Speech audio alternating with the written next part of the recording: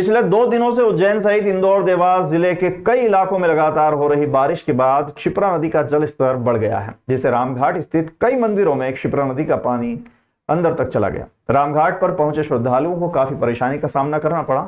शुक्रवार को भी सुबह और दोपहर में झमाझम बारिश हुई। इसके बाद बारिश का दौर थम गया।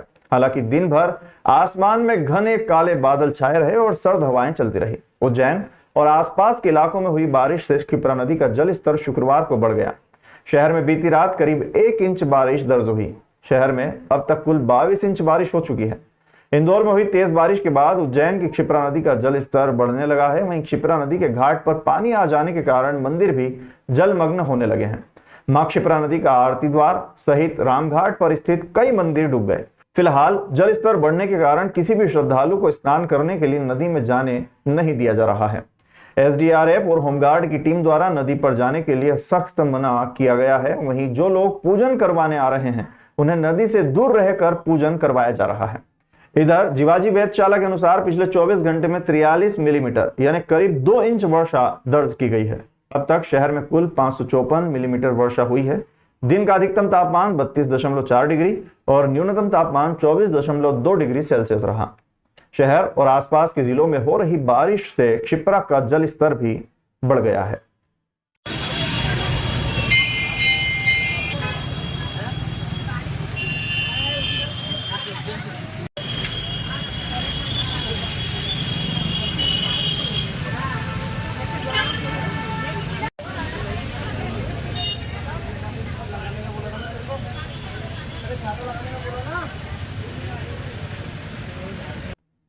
उज्जैन जिले के खाचरोद के बहुचर्चित फर्जी रजिस्ट्री मामले में जांच के बाद पुलिस ने राम नरसिंह उर्फ नरसिंह निवासी चापाखेड़ा और लोकेंद्र पिता विक्रम सिंह निवासी बटलावदी के विरुद्ध विभिन्न धाराओं में एफआईआर दर्ज कर ली है। जिला पंचायत रितंबरा द्विवेदी ने बताया कि 8 जुलाई 2024 को नरसिंह पिता गोवर्धन लाल डोडरिया ने जमीन के फर्जी विक्रय की शिकायत की थी। जांच में पाया गया कि नरसिंह पिता गोवर्धन लाल डोडरिया और राम नरसिंह पिता गोवर्धन लाल सगित्रा एक ही गांव के निवासी हैं। दोनों की कृषि भूमि भी गांव में ही है। राम नरसिंह और उसके साथी लोकेंद्र सिंह ने राम नरसिंह के स्थान पर नरसिंह पिता गोवर्धन लाल के दस्तावेज तैयार करवाए। उन्होंने पैन, आधार कार्ड सहित अन्य दस्तावेजों में परिवर्तन कर मूल आवेदक नरसिंह लाल की जमीन के दस्तावेज तैयार किए और रतलाम निवासी रशीद को दिखाए। सौदा पक्का होने से पहले 3 बीघा जमीन फर्जीवाड़े से बेची और फिर दूसरे सर्वे नंबर की जमीन को भी नाम का दुरुपयोग कर विक्रय कर दिया। रजिस्ट्री होते ही नामांतरण प्रक्रिया भी प्रारंभ हो गई। पटवारी ने मूल कृषक को जमीन बिकने की सूचना दी तो असल जमीन मालिक के होश उड़ गए और उसने खुद के साथ हुई धोखाधड़ी के संबंध में पुलिस को आवेदन दिया। साक्ष्यों के आधार पर 2 आरोपियों पर धारा 420, 467, 468 और 471 में प्रकरण पंजीबद्ध किया गया है। एक आरोपी को हिरासत में लिया गया है और एक अन्य आरोपी जो प्रकरण में संलिप्त है, जिनमें क्रेता, दस्तावेज लेखक और अन्य संलिप्त व्यक्तियों के संबंध में विवेचना कर आरोपी बढ़ाए जाएंगे। इस मामले में सोचने वाली बात यह है कि पहले फर्जी रजिस्ट्री हुई, फिर कैंसिल भी हुई, पुलिस को सूचना भी नहीं दी। इस मामले में बड़ा घोटाला होने का संदेह भी है। पुलिस की सूक्ष्म जांच और आरोपियों को रिमांड पर लेकर कड़ी पूछताछ करने पर कई सफेद पोशों के इस मामले से जुड़े होने के खुलासे हो सकते हैं। उसमें एक गांव में एक ही नाम के 2 व्यक्ति रहते थे, तो जिसकी प्रॉपर्टी थी उसकी प्रॉपर्टी को किसी दूसरे व्यक्ति ने जो उसी नाम का था उसने बेच दिया था जी। इसमें हमारे सब रजिस्ट्रार ने एफआईआर भी करवाई है। उसने एसडीएम के भी निर्देश थे इस संबंध में, तो विक्रेता और गवाह के खिलाफ उसमें एफआईआर हुई है। भारतीय हॉकी टीम ने पेरिस ओलंपिक्स 2024 में शानदार प्रदर्शन करते हुए ब्रॉन्ज मेडल जीत लिया है। इसके बाद विवेक प्रसाद परिवार के साथ बाबा महाकाल के दर्शन लाभ लेने पहुंचे। इस दौरान उन्होंने मंदिर के नियमों के अनुसार भगवान महाकाल का दर्शन लाभ लिया। सूचना मिलने के बाद तत्काल कलेक्टर नीरज कुमार सिंह और पुलिस अधीक्षक प्रदीप शर्मा ने उनका सम्मान भी किया। भारतीय टीम के खिलाड़ी विवेक ने मीडिया से चर्चा में बताया कि भगवान महाकाल की कृपा से ही टीम का पूरे देश में नाम हुआ है। विवेक ने सभी खिलाड़ियों को बधाई देते हुए आगे आने वाले ओलंपिक गेम्स में मेहनत करने का संदेश भी दिया है। खास बात तो यह है कि विवेक प्रसाद पेरिस ओलंपिक गेम में भाग लेने से पहले भगवान महाकाल का दर्शन लाभ लेने पहुंचे थे। मनोकामना पूरी होने के बाद वो फिर से भगवान महाकाल के दर पर माथा टेकने पहुंचे हैं। सबसे पहले जय श्री महाकाल। और उज्जैन नगरी में मैं जब ओलंपिक जा रहा था उससे पहले भी मैं आया था महाकाल जी के दर्शन करने, उनका आशीर्वाद पाने। और जब मैं जीत के आया हूँ उसके बाद भी मैं महाकाल जी के पास आया हूँ उनका आशीर्वाद लेने के लिए। और मुझे बहुत अच्छा लगता है, हमेशा उनके दर्शन करके एक अलग एनर्जी आती है और एक विश्वास है उनके ऊपर कि वो हमेशा मेरे साथ है और जो भी मैं करता हूँ उनके आशीर्वाद से अच्छा ही होता है। यही कि आप मेहनत करते रहिए, क्योंकि जो आपकी मेहनत का फल है वो श्री महाकाल जी और भगवान ज़रूर देते हैं। तो आपकी मेहनत कंटिन्यू रखिए और अपने जो लक्ष्य को उसको बढ़ाते रहिए। संभाग आयुक्त संजय गुप्ता और आईजी संतोष कुमार सिंह ने गुरुवार की शाम अंकपात मार्ग का अवलोकन किया। उन्होंने आश्रम में आगामी जन्माष्टमी पर्व के भव्य आयोजन के निर्देश दिए। उनके द्वारा सांदीपनी आश्रम के बाहर वाहनों की पार्किंग के लिए सुव्यवस्थित कार्य योजना बनाए जाने के भी निर्देश दिए गए हैं। साथ ही अंकपात मार्ग का चौड़ीकरण किए जाने तथा मार्ग के बीच डिवाइडर बनाए जाने हेतु प्रस्ताव तैयार करने के लिए कहा गया है। गौरतलब है कि सांदीपनी आश्रम के बाहर पार्किंग की उचित व्यवस्था न होने के कारण प्रायः बेतरतीब ढंग से वाहन रोड किनारे खड़े कर दिए जाते हैं।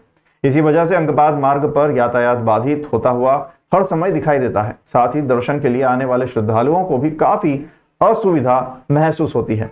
संभागायुक्त और आईजी ने सांदीपनी आश्रम के विद्यास्थली में दर्शन किए तथा यहाँ के पौराणिक और ऐतिहासिक महत्व की जानकारी भी प्राप्त की। बताया गया कि सिंहस्थ के दौरान अंकपात क्षेत्र में वैष्णव अखाड़े पड़ाव यहाँ पर डालते हैं। आईजी सिंह ने गत सिंहस्थ के समय स्नान के समय वैष्णव अखाड़े के नदी तक पहुंचने के मार्ग के बारे में भी जानकारी प्राप्त की। संभागायुक्त ने कहा कि सांदीपनी आश्रम में मंदिरों में जो पत्थर लगे हैं ये अत्यंत ऐतिहासिक और पौराणिक महत्व रखते हैं। इनका मूल स्वरूप कायम रखा जाए। अधिकारियों द्वारा आगामी कृष्ण जन्माष्टमी पर्व के अंतर्गत मंदिर में की जाने वाली व्यवस्थाओं के बारे में जानकारी ली गई। इसके अतिरिक्त 64 कला दीर्घा गोमती कुंड का अवलोकन भी किया गया। इस दौरान संबंधित विभागों के अधिकारी भी साथ में मौजूद थे, जिसके रात्रि 12 बजे तक कंटिन्यू दर्शन रहेंगे और रात्रि 12 बजे यहाँ पर भगवान का अभिषेक पूजन होकर महाआरती की जाएगी। इसमें मुख्य रूप से मध्य प्रदेश के मुखिया माननीय मुख्यमंत्री महोदय डॉक्टर मोहन यादव जी भी मौजूद रहेंगे। और यहाँ पर आके, क्योंकि नित्य उनका एक नियम है कि सांदीपनी आश्रम में ही जन्माष्टमी मनाते हैं, तो इस कारण वो जन्माष्टमी पर्व मनाने यहाँ पर आ रहे हैं। और अभी अधिकारियों का भी दौरा वगैरह चल रहा है, जो शासन के निर्देशानुसार जहाँ जहाँ भी कृष्ण के स्थान है उज्जैन में, वहाँ क्योंकि उन्होंने बोला बहुत अच्छे से धूमधाम से मनाई जाए, उसका अधिकारियों के द्वारा निरीक्षण किया जा रहा है। का एक मानना है कि जैसा महाकाल बाबा है, यहाँ महाकाल बाबा का जो भी सवारियाँ निकलती हैं, ऐसी इस प्रकार के धूमधाम से हर मंदिर में खुशहाली हो, हर मंदिर में धूमधाम के साथ में सजावट हो और खूब नाचते गाते पर्व का मनाएं। बहुत अच्छी बात है ये कि हरि और हर का जो मिलन स्थल है भगवान उज्जैन अवंतिका नगरी, इसमें हर का भी काम हो और हरि का भी काम हो रहा है। श्री कृष्ण जन्माष्टमी को लेकर भगवान श्री कृष्ण के मंदिरों में सजावट शुरू हो गई है और मंदिरों पर विद्युत साज सज्जा भी की जा रही है। वहीं इस्कॉन मंदिर आयोजन को लेकर तैयारी की जा रही है और भगवान श्री कृष्ण और राधा रानी के लिए सुंदर सुंदर वस्त्र तैयार किए जा रहे हैं। इस बार जन्माष्टमी पर्व के लिए कारीगरों ने भगवान श्री कृष्ण और राधा रानी के लिए रेड और ऑरेंज कलर की पोशाक तैयार की है, जो कि बहुत ही सुंदर है। इस्कॉन मंदिर के भक्त पंकज दास और जगत जीवन दास ने बताया कि भगवान के वस्त्र तैयार करने से पहले उनसे अनुमति लेते ही और इसके बाद ये सोचते हुए डिजाइन तैयार करते हैं कि भगवान को कौन से कलर की पोशाक अच्छी लगेगी। इसके बाद पोशाकें बनाना कारीगरों को दिया जाता है और वो कार्य शुरू करते हैं। इस कार्य में करीब 9 से 10 कलाकार लगते हैं और 3 माह पूर्व से तैयारी शुरू कर देते हैं। भगवान की रेशमी पोशाक बनाते हैं और पोशाकों पर कारीगरों द्वारा सुंदर सुंदर कढ़ाई करने के साथ ही इन पोशाकों पर कुंदन मोती लगाए जाते हैं और रेशम की बुनाई भी की जाती है। इन पोशाकों में जो सामग्री लगाई जाती है वो सभी देश के कोने कोने से मंगाई जाती है, जैसे मोती, रेशम का धागा, वस्त्र, कुंदन आदि कोलकाता, मुंबई, अहमदाबाद, कानपुर आदि जगहों से मंगाए जाते हैं और भगवान की पोशाक तैयार की जाती है। इस्कॉन मंदिर के भक्त पंकज दास ने बताया कि इस बार श्री कृष्ण जन्माष्टमी के लिए भगवान की पोशाक रेड और ऑरेंज कलर के रेशम के वस्त्र से तैयार की जा रही है, जो कि बहुत ही सुंदर है। हरे कृष्णा। जैसे कि सबको विदित है, 26 तारीख को जन्माष्टमी का आयोजन है। सारी दुनिया में ही नहीं, भारत में और विशेष तौर से इस्कॉन में विशेष तौर से मनाई जाती है। हर वर्ष भगवान के लिए भव्य श्रृंगार का आयोजन किया जाता है, विशेष वस्त्रों का आयोजन किया जाता है। तो इस बार भी विशेष वस्त्रों की तैयारी हो रही है। हमारे मंदिर के बहुत वरिष्ठ भक्त हैं पंकज नेत्र प्रभु जी, उनके मार्गदर्शन में जो डीटी ड्रेस डिपार्टमेंट्स के अंदर में, तो वो आपको और जानकारी विशेष बताएंगे। क्या ड्रेस की क्या विशेषता है, कितना दिन में बना है, क्या बता है, वो हमसे निवेदन करेंगे, बताएंगे आप। जी, हरे कृष्णा। 2024 में हम जो ड्रेस की कलर बनाया ये है रेड कलर और ऑरेंज कलर में। इसमें जो मटेरियल्स हम यूज़ किया से डायमंड, रेशम और कुछ अलग अलग स्टोन वगैरह यूज किया। और इसमें जो है ये पीकॉक की डिज़ाइन है, देखने में अति सुंदर। आप सबको आमंत्रण करता हूँ कि आप सब आइए, हमारा राधा मदन मोहन को दर्शन कीजिए। हरे कृष्णा।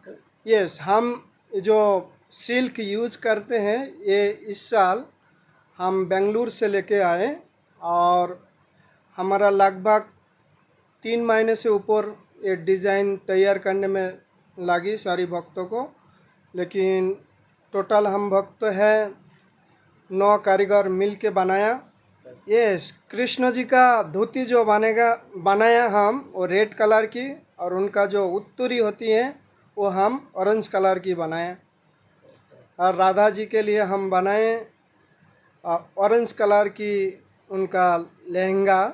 यस, हम पहले हमारा गुरु परंपरा के माध्यम से हम तैयारी में जाते हैं और फिर जब डिज़ाइन बनाते हैं फिर भगवान को पास प्रार्थना करते हैं कि हम ये 2024 की जो जन्माष्टमी उसी की कैसे ड्रेस हम बनाएं तो भगवान पसंद होगा। इस कारण से हम भगवान को पास पहले प्रार्थना करते हैं। उसके बाद इम्पोर्टेंट बात है वो डिज़ाइन है वो प्रभु जी स्वयं बनाते हैं। भगवान की प्रेरणा से हर बार कुछ नया डिज़ाइन बनाते हैं और उसी के आधार पर कारीगर काम करते हैं। उज्जैन के महाकाल मंदिर में प्रतिदिन लाखों भक्तजन बाबा महाकाल के दर्शन करने पहुंचते हैं। साथ ही वीआईपी भक्तों का भी मंदिर में आना लगातार जारी रहता है। इसी क्रम में आज भी उत्तर प्रदेश के जल शक्ति विभाग के कैबिनेट मंत्री स्वतंत्र देव सिंह आज सुबह बाबा महाकाल के दरबार में पहुंचे। उन्होंने भस्मा आरती के दर्शन किए, चांदी द्वार से भगवान का पूजन और अभिषेक भी किया। वहीं प्रसिद्ध सिंगर और रैपर हनी सिंह की बहन स्नेहा सिंह भी भस्म आरती में पहुंची और भगवान महाकाल के दर्शन किए। श्री महाकालेश्वर मंदिर के संजू बना ने बताया कि स्वतंत्र देव सिंह भाजपा के उत्तर प्रदेश इकाई के पूर्व अध्यक्ष हैं। वर्तमान में वे उत्तर प्रदेश सरकार में जल शक्ति विभाग के कैबिनेट मंत्री के रूप में कार्य कर रहे हैं। आज सुबह भगवान की भस्म आरती देखने के लिए वे श्री महाकालेश्वर मंदिर पहुंचे और 3 घंटे बैठकर नंदीहाल में मंत्रों का जाप किया। वहीं प्रसिद्ध सिंगर और रैपर हनी सिंह की बहन स्नेहा सिंह भी आज श्री महाकालेश्वर मंदिर में सुबह 3 बजे होने वाली भस्म आरती के दर्शन करने उज्जैन पहुंची थी। इस दौरान परिवार के कुछ अन्य लोग भी उनके साथ शामिल थे, जिन्होंने भगवान की इस दिव्य भस्म आरती के दर्शन किए और उसके बाद चांदी द्वार से भगवान का आशीर्वाद लिया। स्नेहा सिंह ने बाबा महाकाल के दर्शन करने के बाद अपने नए गाने की सफलता की कामना भी की। मीडिया को बताया कि मेरा ये गाना सफल हो जाए, इसी कामना को लेकर मैं बाबा महाकाल के दरबार में आई हूँ। चांदी द्वार से भगवान के दर्शन का लाभ लिया और माथा टेक कर भगवान महाकाल से गाने की सफलता के लिए प्रार्थना की है।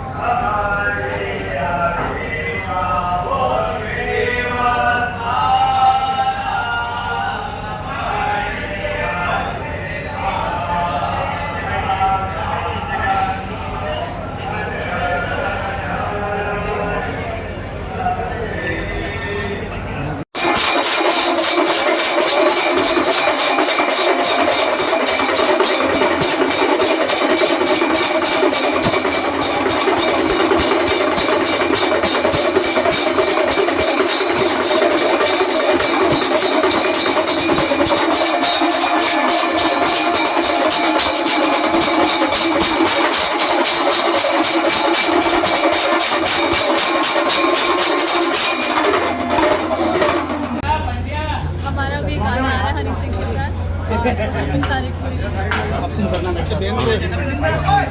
अच्छा धारावाहिक का क्या नाम है? इंस्पेक्टर अविनाश अच्छा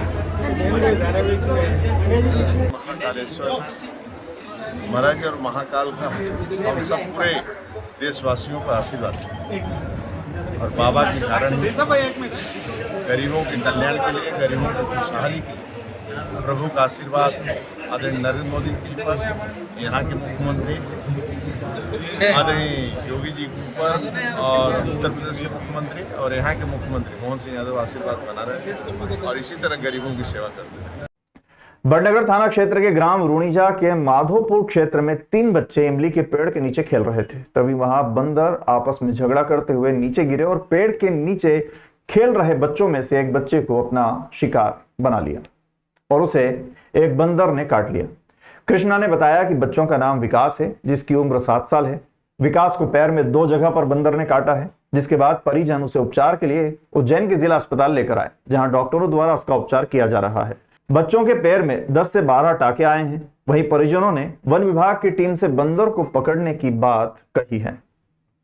पूरे बाड़े में खेल रहे थे, वो जैसे भाग के आए, 4 बच्चे खेल रहे थे, तो जैसे भागे ये गिर गया, उन्होंने लड़ते लड़ते इसको पकड़ लिया, तो जांग पे काटा इसको और नीचे पिंडी की जगह भी काटा, उसको जो मांस ऊपर का पूरा छीन लिया, गोश्त दिखने लग गया। इसको टाँगे हुए करीब 10-12 हो गए, अभी देखा नहीं है, बाकी उन्होंने बताया कि कुछ ज़्यादा ही है टाँगा है। रूणीजा की माधोपुरा बड़नगर के पास में रूणीजा, नहीं उधर तो नहीं हुआ है, बाकी छोटा मोटा होता तो उधर ही इलाज हो जाता अपने यहाँ। आप सबको बताया मैंने, माधोपुरा में फ़ोन लगाया उनको, उन्होंने बोला कि बड़नगर फ़ोन लगाएंगे, कार्रवाई करके उनको पकड़वाएंगे। महापौर मुकेश टेटवाल ने फाजिलपुरा स्थित नवीन कॉम्प्लेक्स का अवलोकन किया। अवलोकन के दौरान निर्देश दिए कि निर्माणाधीन कॉम्प्लेक्स को तय समय सीमा यानी कि 2 माह में पूर्ण किया जाए एवं व्यापक सुरक्षा व्यवस्था की जाए। देवास रोड स्थित निर्माणाधीन अंतरराष्ट्रीय नवीन स्विमिंग पूल के निरीक्षण के दौरान उक्त कार्य को 6 माह में पूर्ण करने का निर्देश प्रदान किए गए। निरीक्षण के दौरान अपर आयुक्त पवन सिंह, कार्यपालन यंत्री पीयूष भार्गव भी मौजूद थे।